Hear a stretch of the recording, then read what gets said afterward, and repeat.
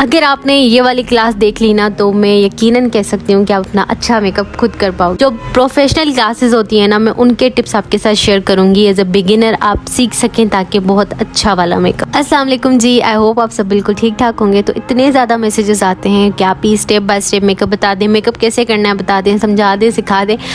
Even मेरे पास messages भी आते हैं कि ऑनलाइन क्लासेस दे दें। तो मैंने कहा क्यों ना हम सारी बहनों के लिए भला करें कि एक ऑनलाइन छोटा सा कोर्स ले आऊँ जिसमें आप एटलीस्ट इतना मेकअप सीख लो कि आप अपना अच्छा मेकअप कर सको। मैं आपके साथ वो प्रोफेशनल टिप्स शेयर करूँगी, वो चीज़ें सिखाऊंगी जो मैंने खुद सीखी हैं और जो वाकई जो है एक प्रोफेशनल मेकअप आर्टिस्ट करता है। आपको बेसिक जो है वो सारी चीज़ें मेकअप की नॉलेज में देने वाली हूँ। तो अब एक आर्ट है, इसको सीखना चाहिए शुरू से, ना कि ये समझना चाहिए कि बेस लगा ली बस, पाउडर लगा लिया तो मेकअप हो गया। नहीं, मेकअप को बिल्कुल शुरू से सीखना है। भले से हम कुछ भी सीखें, हमें उसकी बुनियादी चीज़ें ज़रूर भी सीखनी चाहिए। बेशक से हम पढ़ाई कर रहे हो, इंग्लिश सीख रहे हो, कुकिंग सीख रहे हो, तो हमें उनकी बुनियादी चीज़ें आनी चाहिए। तो आज हम सीखने वाले हैं स्किन टाइप्स के बारे में, क्योंकि यहाँ पर ही जो है ना हम गलती करते हैं कि हम अपनी स्किन टाइप की चीज़ें नहीं लगाते अपने फेस पे।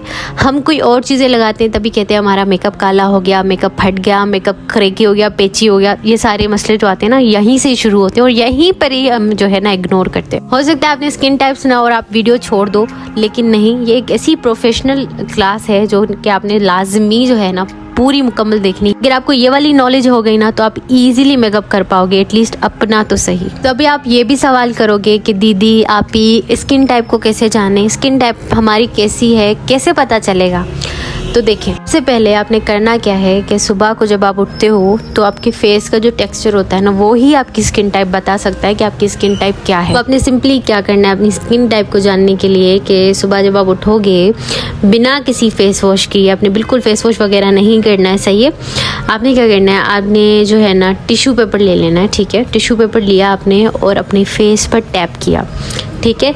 आप जब अपने फेस पे टैप करोगे ना तो आपको पता चल जाएगा कि वेदर आपकी स्किन ऑयली है, वेदर ड्राई है, क्या है। आपने जस्ट टिश्यू पेपर लेके अपने फेस पे टैप करना है। अगर आपके फेस से ऑयल छूटा है, रिलीज़ हुआ है, तो इसका मतलब आपका फेस ऑयली है, पूरे फेस पे ऑयल है। तो अगर आपकी स्किन पे कोई ऑयल नहीं है बल्कि आपकी स्किन जो है वो बिल्कुल टाइट, इची, पेची टाइप की लग रही है, तो मतलब आप स्किन ड्राई है, ठीक है। और अगर आपकी स्किन पे कहीं पर तो ऑयल है और कहीं पर तो ड्राइनेस है, तो मतलब आपकी स्किन कॉम्बिनेशन है, ठीक है।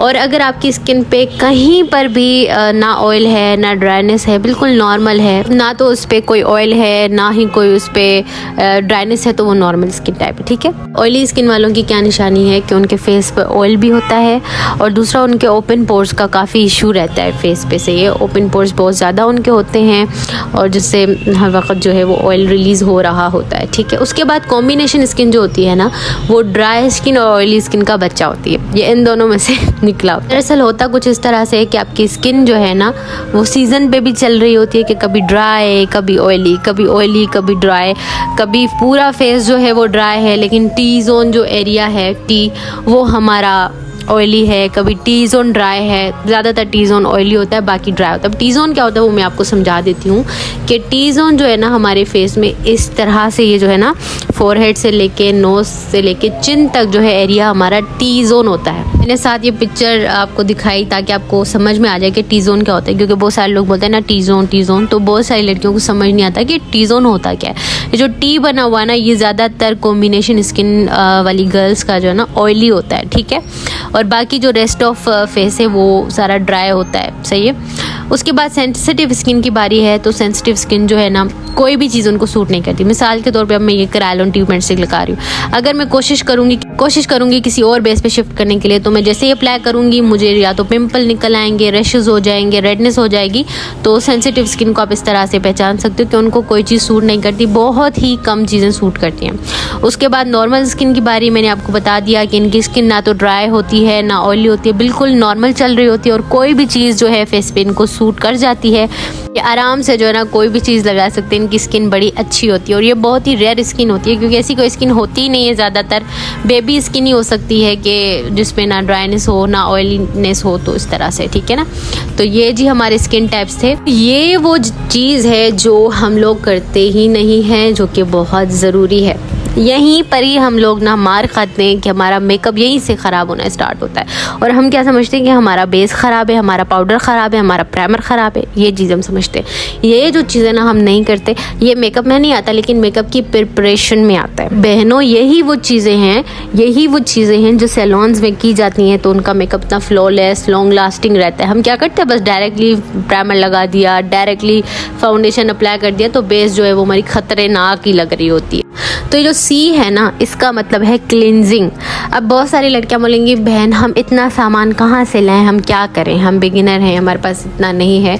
तो देखिए ये वो चीज़ें हैं जो आपके घर में भी मौजूद हैं, आप इनको खुद बना के लगा सकती हैं। ठीक है, उसके बाद है जी टोनिंग बहुत ज़रूरी है।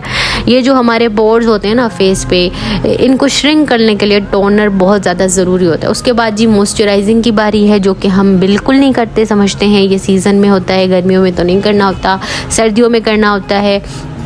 तो ये जो हमारे दिमाग में एक बातें पता नहीं कहाँ से आई है ना, तो उनको आप निकालें और इस चीज़ को आप एक्सेप्ट करें कि सारी चीज़ें हमने करनी है, देन ही हमारा मेकअप फ्लॉलेस बनेगा। उसके बाद जो है ना फेस स्क्रब, ठीक है, और फेस पैक, ये ज़रूरी है लेकिन ये होता नहीं है।